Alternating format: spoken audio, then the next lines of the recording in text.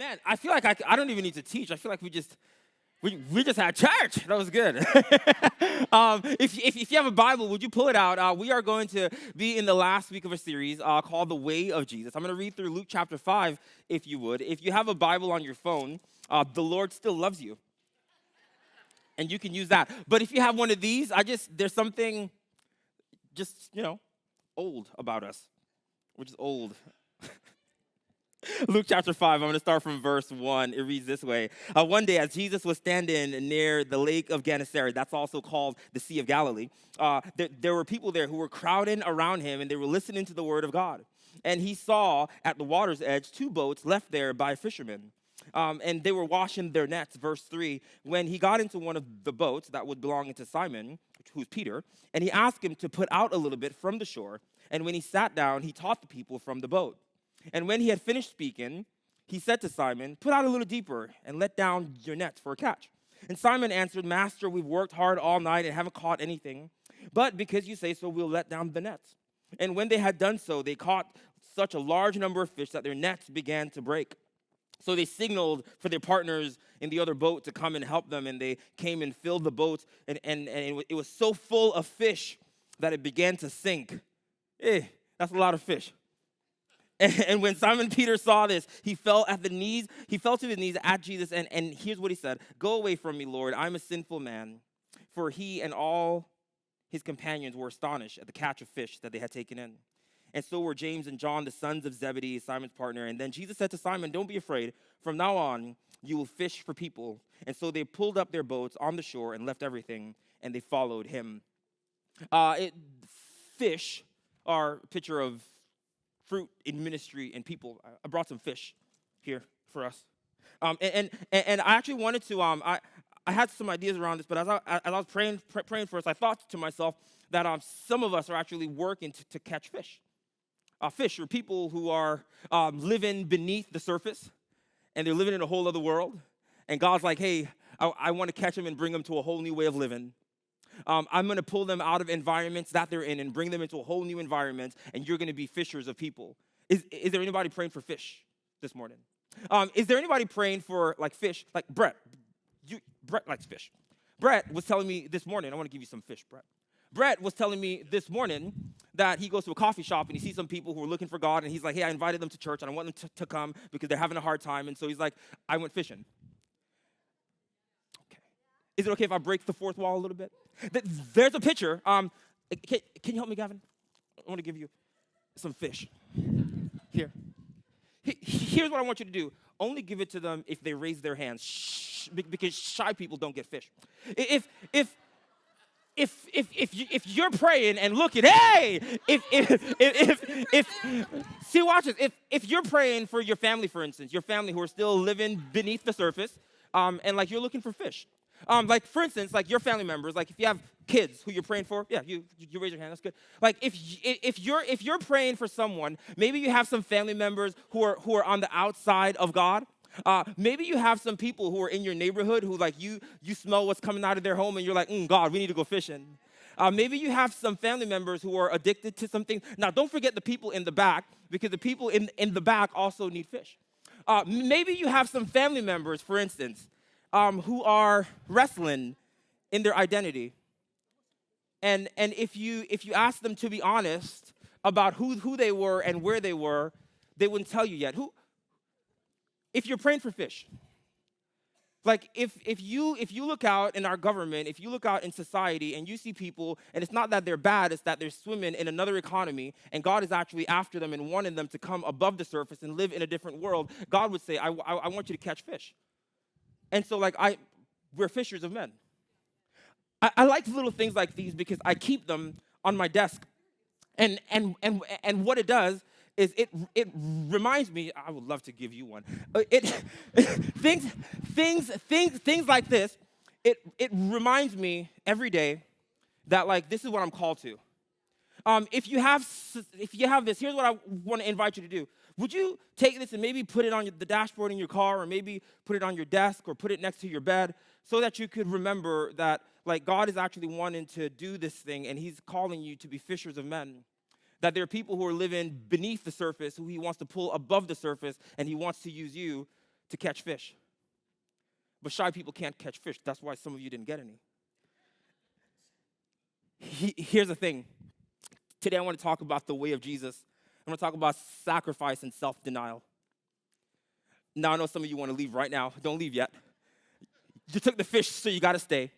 The idea that self-sacrifice or self-denial, it can be so intimidating that it's not something that we want to give ourselves to. Oftentimes, when we talk about sacrifice even, sacrifice is normally connected to an ancient world, like the sacrifice of Isaac, that Abraham wanted to sacrifice his son. And we look at that and say, man, it was like self-denial. He had to deny himself, and he wanted to sacrifice his son. Or you may think about the Passover, that they had to sacrifice a lamb in order to go free. And sacrifice is kind of bloody. And both those pictures actually culminate in the person of Jesus, who was the son of Abraham, but he was also the lamb that was slain. And the cross becomes a picture of sacrifice. And we think sacrifice is old and bloody, but we don't do that no more.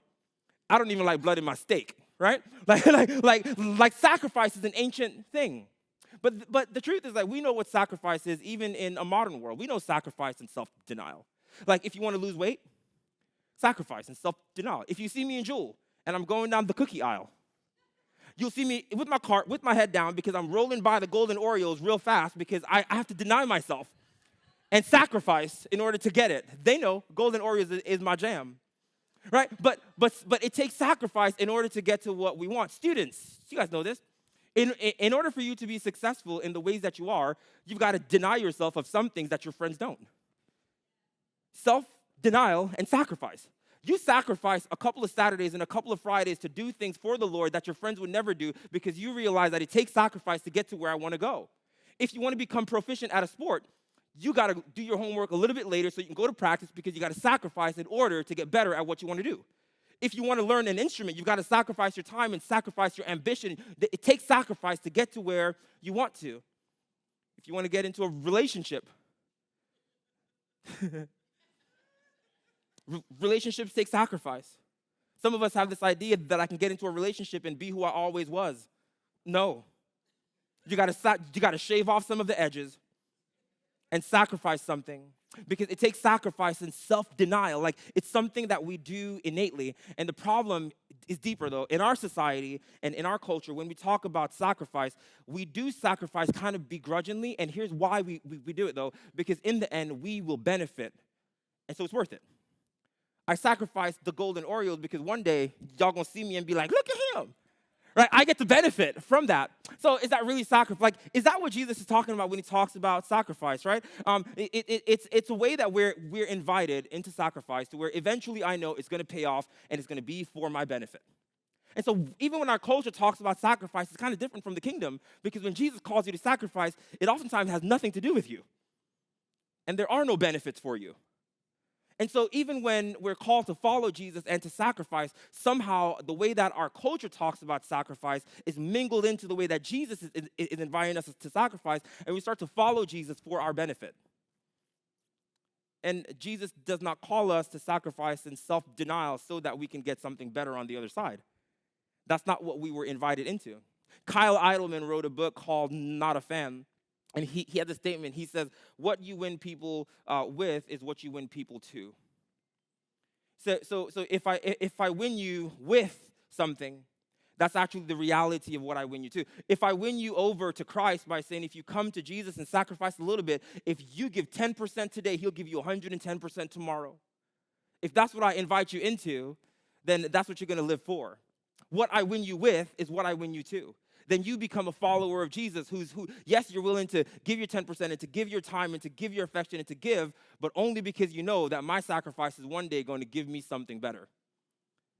And that's the kind of culture that I know that I was invited into as a Christian. But the truth is that when we're won over to Jesus for our own benefit, we kind of miss out on the disciplines, even spiritual disciplines. We start to make them self-centered. Like even my disciplines, right? Like the discipline to forgive. Like we're taught, like the most popular idea around forgiveness is not about the other person. Because we'll say, I forgive because if I don't forgive, it's like me drinking poison. Why is it about you again? See, there's something, even our spiritual disciplines, they circle back around and they must benefit me. And so I have to beg people to do spiritual disciplines simply because we taught that you are the end of Christianity. That in order to love others, like you're supposed to love the Lord your God with all your heart, all your soul, and all your might, and all your strength, but only if they love me back, right? Like I need to be at the end of a lot of spiritual discipline. Even humility, sometimes the discipline of humility is really about self-image. Like I just want to look meek. I want to look more Christian. And so even my spiritual disciplines are a little bit about me. Loving my enemies. Have you ever heard somebody brag about loving their enemies? You guys know what I'm talking about? Like it's like I'm doing it, but it's because like I'm going to look good at the end of it. Like it's for the means of self-righteousness. Sometimes our generosity also is not just about others. I sacrifice, but in the end, I know that I'm going to get to be in control. I know that I get to kind of be the winner. I know that there's going to be a return upon my generosity. Some of us would sacrifice and be obedient to God, not because God is worthy and because God is good and because God is wise, but because I just want to go to heaven. And see, the sacrifice is always me at the end of it because that's the way that our culture thinks about sacrifice. But sacrifice and self-denial is what Jesus wins us with, and it's what Jesus wins us to. He wins you over with sacrifice because it is because of his sacrifice that you came to him. He won you over with love so that way love can be the thing that you're won to. That you would do this thing out of love because that's what got you here in the first place. That he won you over with forgiveness. That the reason why we love our enemies is because that's the kind of game that we were won over to. Romans 5 says, while I was an enemy of God is when he came and loved me. I was won over with this idea of loving your enemy. And so now when God says, I need you to sacrifice your pride and sacrifice your ambition and love your enemy, that's easy for me because I was won over to that reality. I wasn't told that if I came to Jesus, everything would be okay. I was told if you come to Jesus, you're going to have to sacrifice because that's how we started. The way that we started the race is the way that we run the race. And if we start it by chasing our own self-interest, that's how we're going to run it. But if we start the race by being interested in fish, then we run this race a little bit differently. And this idea that Jesus wins us with something and then he calls us to it, we see this all throughout Scripture. When Jesus calls Matthew, you remember what Matthew has to do? Matthew has to leave his tax collector booth and give up his profit and leave everything and walk away and follow Jesus. Sacrifice and self-denial is in the calling because Matthew, that's how we're going to walk. You're going to have to walk a life of constantly sacrificing and self-denial. So I'm going to win you with that because that's what I'm going to win you to. The story of the rich young ruler, Jesus wasn't mad that he had a lot of money. What Jesus was saying is that, hey, we're going to be given to the poor our whole life. And so I don't want you to be confused and think that you get to come with me and keep what you have and don't give to the poor. So therefore, I need you to start out right now. Here's what I'm going to win you with. Sell everything you have and give it to the poor. And if I win you with that, that's what I win you to. So when we go to the next town and we find some poor people, you won't be like, I never signed up for this. That's what I won you with. But see, when we win people with like, you get to keep all your stuff and keep Jesus and sacrifice nothing, when you step into the kingdom for the first time and God says, I need you to sacrifice your pride, you're like, that's not what I signed up for. I signed up for me, not for them. And so Jesus always wins us over with this idea of sacrifice and self-denial. In our culture, it's a whisper, but today I would love to shout it. Because I know it's unappealing and I know it's not really happy, but Jesus taught this so much. Jesus has this saying, all the gospel would tell us this, that Jesus would teach all his disciples over and over and over again. If any man wants to come after me, he must take up his cross and deny himself and come with me. Whoever wants to save his life will lose it, but if anyone lose their life for my name's sake, they'll find it. It's in Matthew, it's in Mark, it's in Luke, and it's in John. And he's telling his disciples over and over because we forget. If you try to save your life, you're going to lose it. But if you lose your life for my name's sake, then you'll find it. Get recalibrated. Like, I'm not in this for me being the end game. Jesus is teaching his disciples this over and over and over again. And we would love because he won us over with love. That what he wins you with is when he... So my contemplation for you today, I would love for you to consider this. What won you over? Like, what won you over to Jesus? Were you won over just because it's what your family did? Were you won over because you saw the beauty of this man and you loved him and it cost you nothing? Or were you won over by the sacrifice and the self-denial of this man and the otherness that he had and the selflessness that he lived? Is that what won you over? because what he wins you with is what he wins you to. This is what happened with Peter and his disciples. That when Jesus is winning them over with something, it's what he's winning them over to. And he wasn't just winning them over with fish. I want you to see this. Fish was not the thing that got them. You guys remember last week I told you that Jesus was teaching in the synagogue? What really won them over was this idea that Jesus was faithful to people. He was at the Sea of Galilee. It's like a rural place where there are day laborers. These are fishermen. There's an economy there. It's like the marketplace. Jesus is not in the temple. He's not in the synagogue. He's at a fish market. That what won them over is that they saw what Jesus was really like. Jesus is like the kind of person, when he wants to make great impact, he doesn't go to the synagogue, he doesn't go to the temple, he goes to the fish market. Peter, pay attention. I'm winning you over to a new reality. That if you want to change the world, it's not going to happen from the big place of political divide where everybody's arguing and great power. If you want to see great change, go to people who are desperate and hungry and needy. And I know that you won't be popular, but they will be fed. And so what Jesus is doing is he's winning them over with a different reality that they ought to think about. Now, here's the second thing that we see Jesus doing that you have to pay attention to, that he's winning us over with. This is not the first time he's met Peter and these disciples. You guys heard the story before. Jesus is walking by the sea. He sees them. Come, I'm going to make you fishers of men. And they're like, oh, okay, we're going to go. That's not the story. The story is they've known Jesus for a while. John chapter 1 tells us that Andrew was Peter's brother, and that Andrew met Jesus, and then Jesus went and called Peter and said, Peter, come, we found the Messiah. And then he brought Peter to Jesus. And then Jesus tells him, Simon, your name is now Peter. And he's like, cool. Then he turns the page, they go to a wedding, water turns to wine. Like, great experience, going back fishing. They go back fishing. This is Luke chapter 5 where Jesus calls them. In Luke chapter 4, we see Jesus at Peter's mother-in-law house. This is not the first time he's meeting Peter. He shows up to Peter's mother-in-law. His mother-in-law was sick. Jesus heals the mother-in-law. Peter's like, great, thank you. Back fishing. Then you turn the page, we get to Luke chapter 5. Now, in Luke chapter 5, Jesus is like, here we are again, guys. See, what he wins us over with is his persistence. That he does not give up on people because they don't get it the first time. What he wins you with is what he wins you to. That's why you can't give up on people if it doesn't work the first time, because you weren't won over to this idea that Jesus walked by, said one word, and people followed. They went to a wedding with him. They spent the night with him. They had a campfire with him. He healed his mother-in-law, and they were like, we're going to opt out of this a little bit, though. And so when we do this, why? We are won over with this persistence of Jesus. That he's faithful to go to the marketplace again and again and again and again. Whoever you're praying for, whoever you're ministering, whoever your fish is, don't give up. Because that's not what won you over. What won you over is that he called me and I didn't obey. And he said this and I didn't obey. And he called me again and I didn't obey. He said to go here and I didn't go here. He said to go right and I went left. And he kept coming after you. And you were supposed to be won over by this God who's relentless pursuing me. And now when you see others who are falling astray, don't get frustrated with them because he won you over with something else.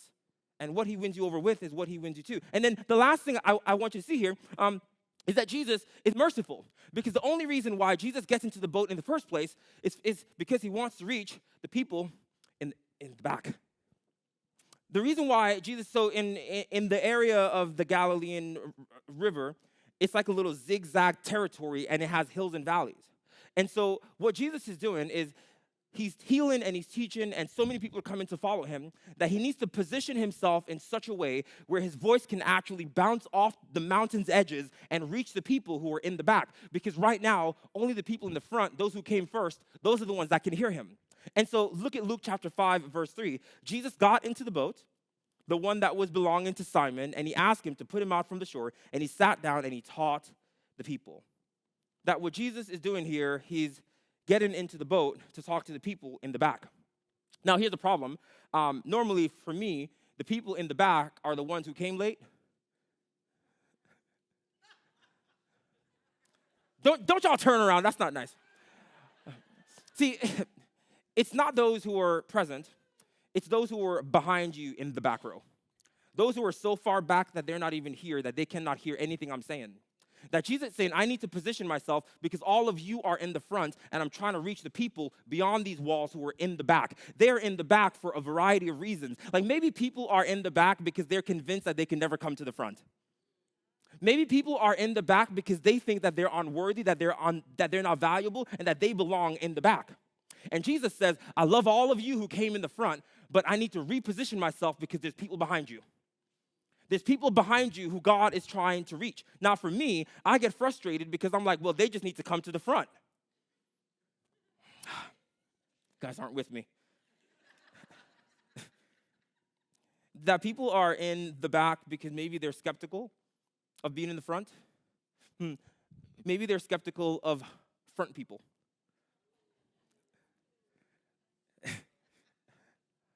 And maybe for good reasons. Because they've seen how we act in the front. And they hear how we talk in the front. And they cannot believe that Jesus is talking to us and we're talking like that. And they're like, I'll just hang out in the back. See, people are hanging out in the back for a particular reason. Now, guess what? Jesus wants to use your boat to talk to the people in the back.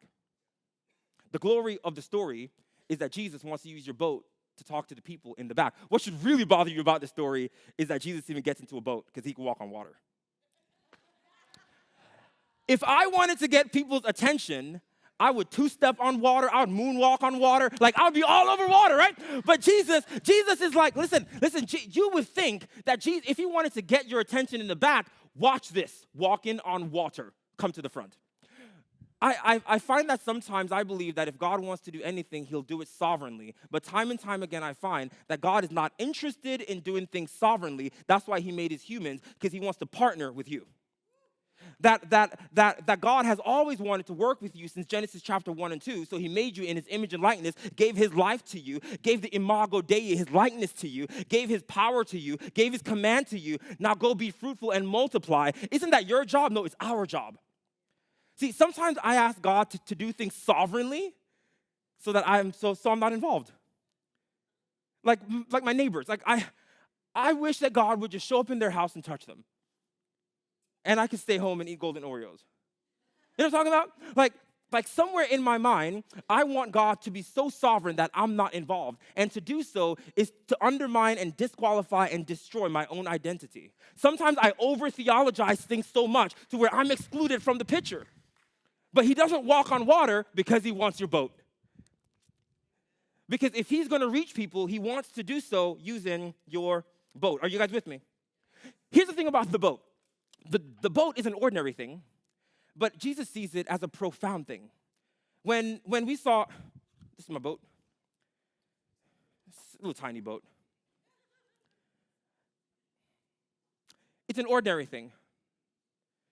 And I have found in my life that sometimes Jesus uses the most ordinary thing, and he sees something far more than what I see. I see a boat.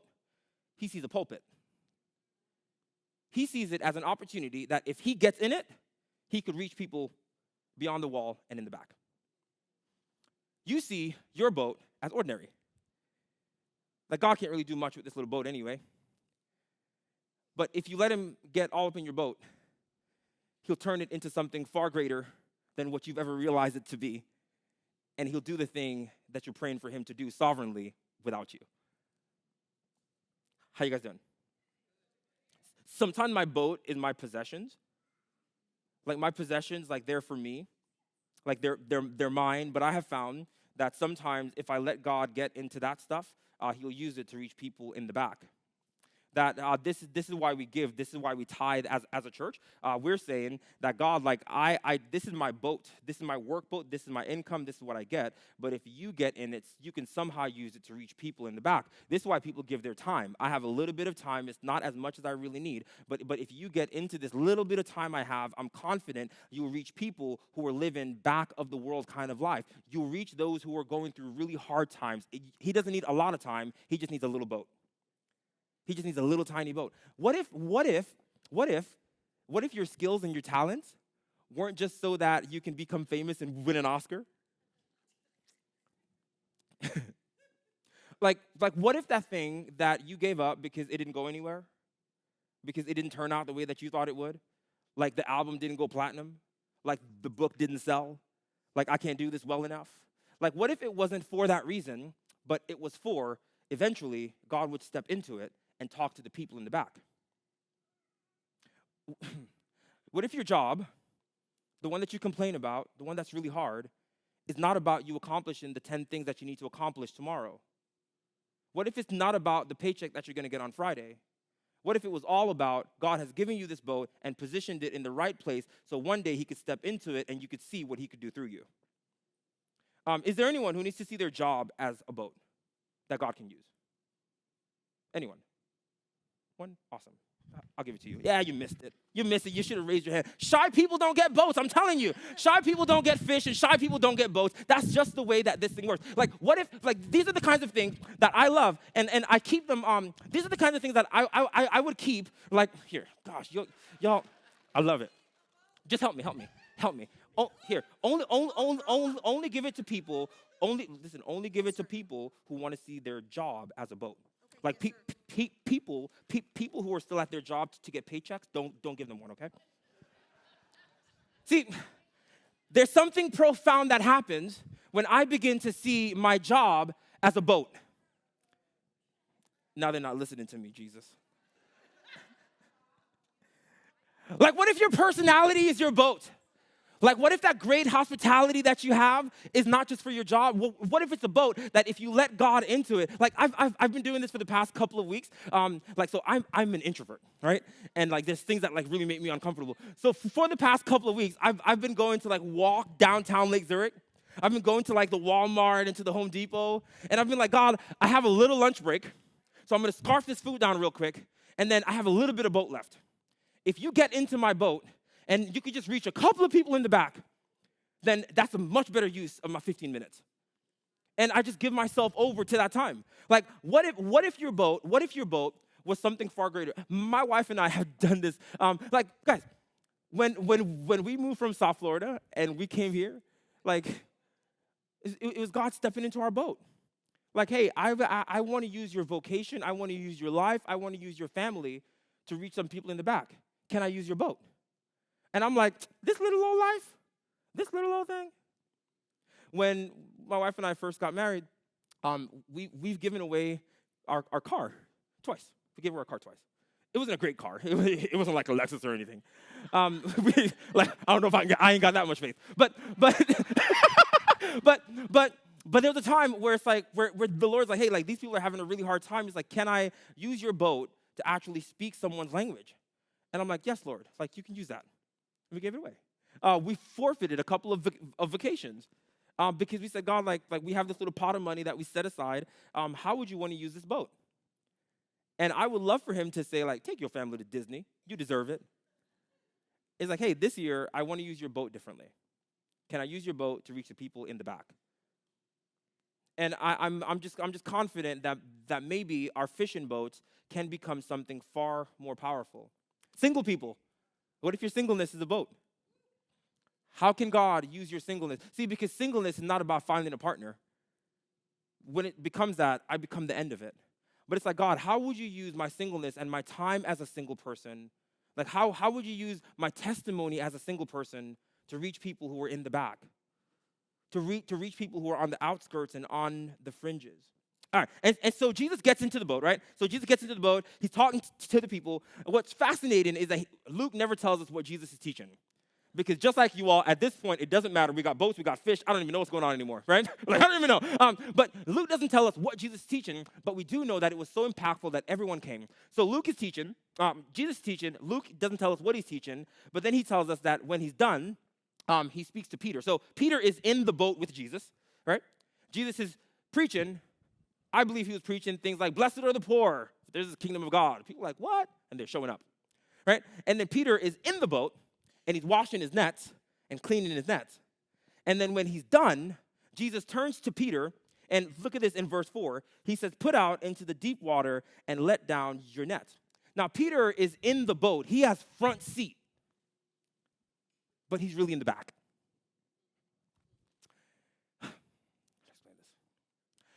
I've been in the front, but I've really been in the back. Like, I've sat on front rows, but lived back row kind of life. Like, I've been close to Jesus, and Jesus is talking through me and to you, but I never believe he's talking to me. Like some of us right now, you're thinking about, I can't wait to send this message to somebody. You know what I'm talking about? Like, somebody needs this because he can't be talking to me. Peter is cleaning his nets. Surely he's not talking to me. Who he met me in John chapter 1, healed my mother in Luke chapter 4. Now we're in Luke chapter 5. I know he ain't talking to me.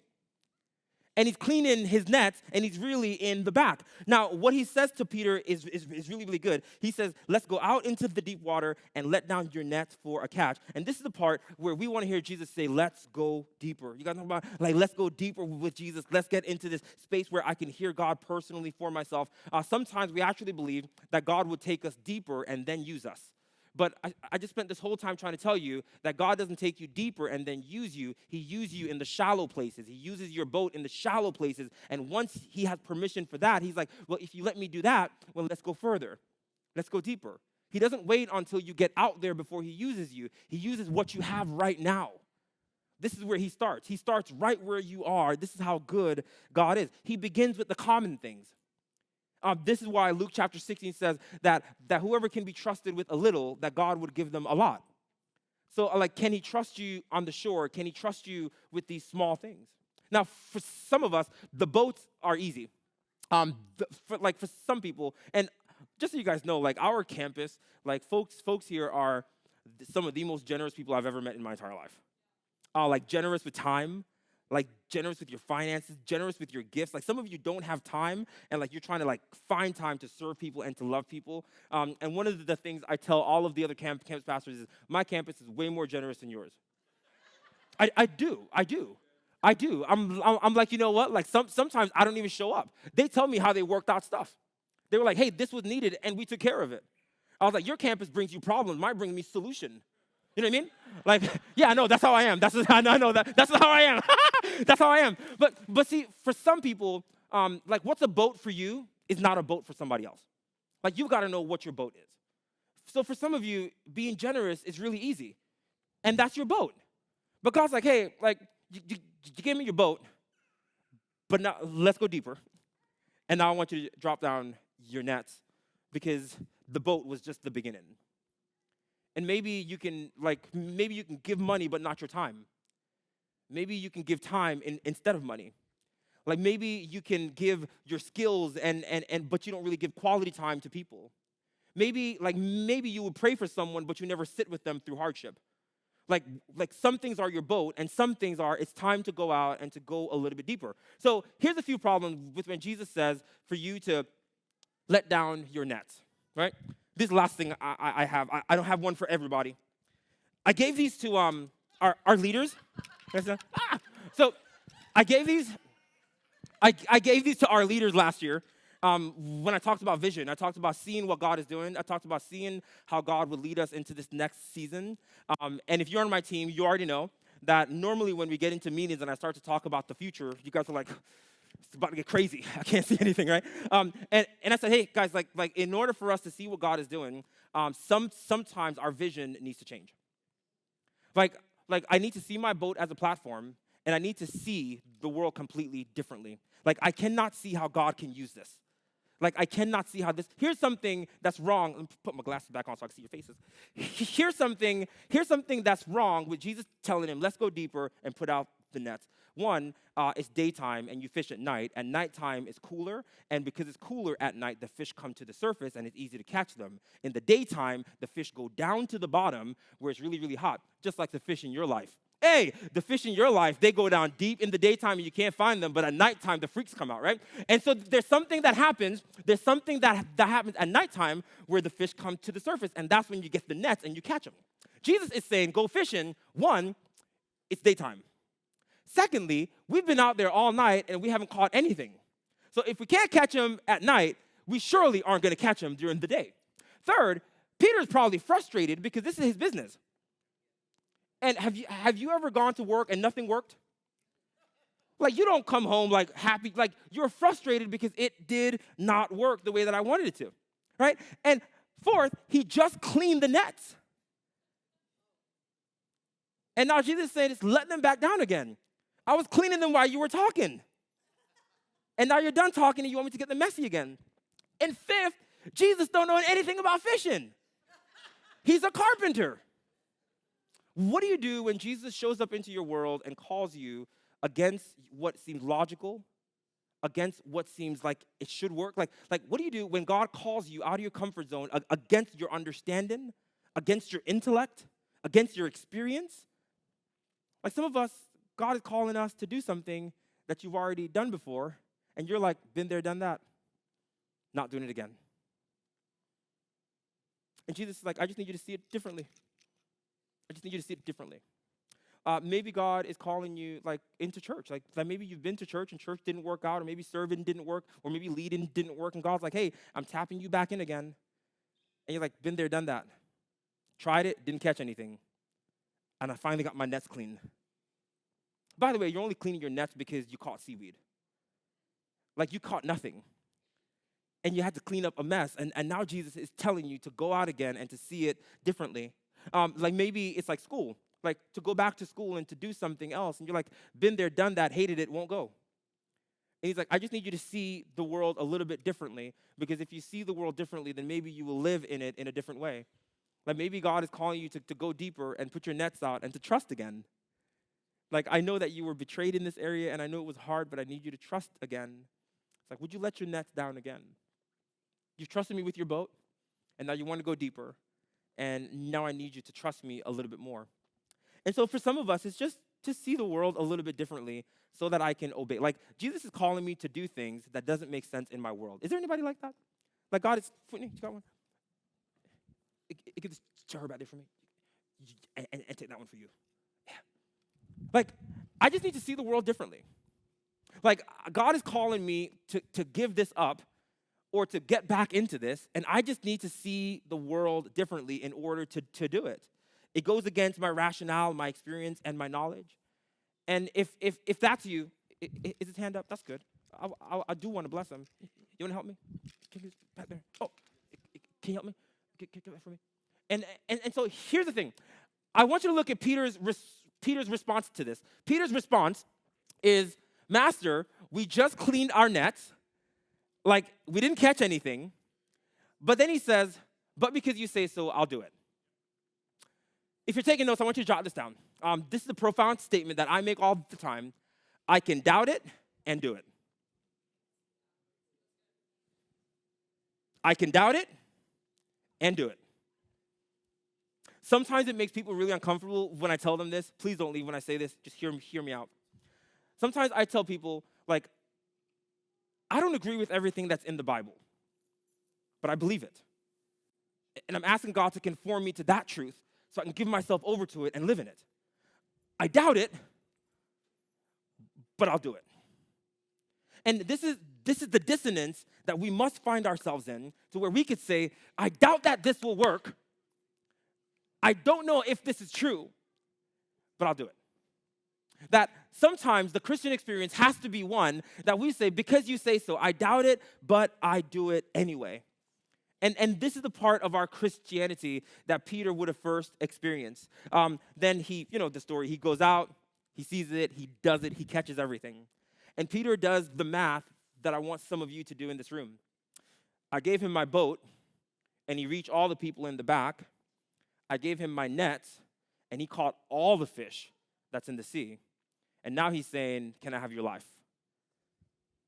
See, if you do the math right, Peter would say, I do want to give you everything, because that is where we are. The last thing I want you to jot down is this. Sacrifice is not what I lose, but what God can use. Sacrifice is not what I lose, but it's what God can use.